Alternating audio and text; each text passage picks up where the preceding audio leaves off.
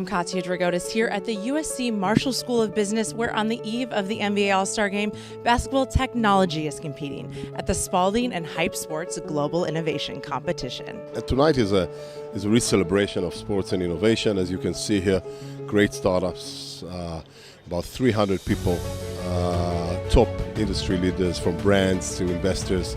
It's really exciting, and I think what we would like to see the next game-changing startups which can really be implemented, not just out there. And also, I think it's about how you can leverage from this ecosystem in the universities and create a global platform that will take the future of sports forward. We can see already that this industry is growing like crazy. And I think Hype has created perhaps the largest ecosystem for sports innovation with over 26,000 members and 8,000 startups. And I think if we can help those startups move forward through these great events, we're happy. It's different. There's, I think we've got roughly 11 or 12 companies here that are all in different stages, all still startups, but some are already more developed, others are still more in an idea stage that try to get their feet on the ground. And all of those are interesting to watch, because there's no recipe to say what is good or what is bad. It's a combination of size of idea, people that present and that you can actually see when they actually talk about who does what, the level of protection of ideas, if there's IP, patents, and obviously, the purpose by itself, which I always like to see, that it's not just about creating more stuff, but creating more meaningful stuff. And what's the most influential part of technology when it comes to the sport of basketball right now?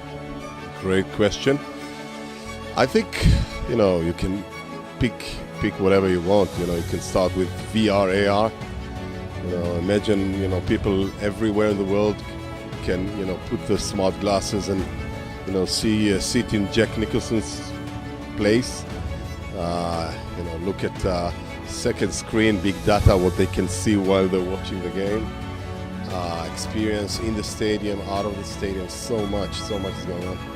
Athletes, I think, right now are looking to get more out of the experience, whether it's recreational or professionally. And if it's recreational, it might be more around fun, the fun aspect of it. The professional athletes are looking to get more out of it in terms of, give me feedback, give me real-time data, lets me understand how I can become better or prolong my career. And so that's extremely important, and going forward, I think it's just going to continue to become more and more important and eventually become kind of just table stakes for everything.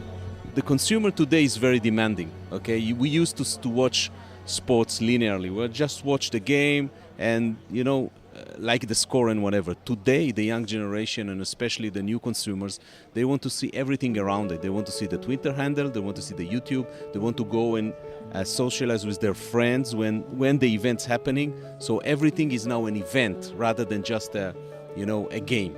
A jury consisting of industry leaders in both technology and sport have to wonder if these competitors can not only make it work, but how. Have specific criteria.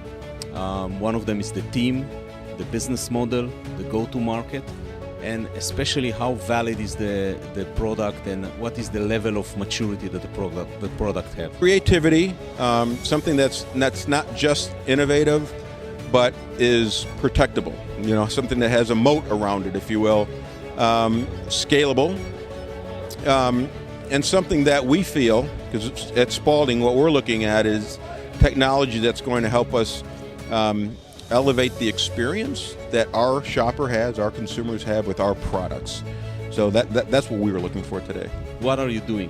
Can you disrupt for a long time? Are you, for example, can defend your technology? Because if you have just the Me Too that anybody can copy you later on, you are not in a good shape.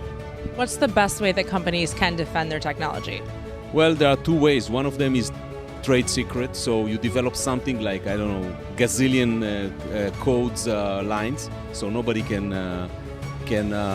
copy that. But I think most importantly today is to move fast. I think the big I would say the big deal in our industry now is the young generation, which is changing the way people consume sports. And you can see that, we could see 5 hours of game of tennis. My kids are not watching the full game anymore.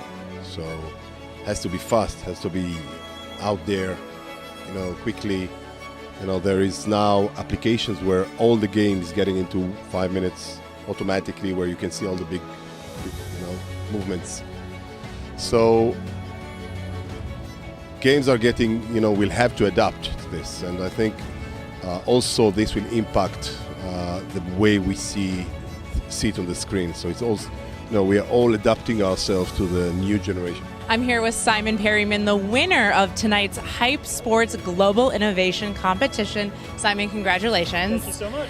First and foremost, what are you going to use the $10,000 towards with your company? Oh, well, we're a startup. Money goes a long way, so that's going back in the bank, and that's going to be reinvested in building more fan clubs, building more communities. What's the first place that it's going to be reinvested in? Well, LA is one of our top target cities. It seems like we have a great network here, so it could be in this area. We'll see.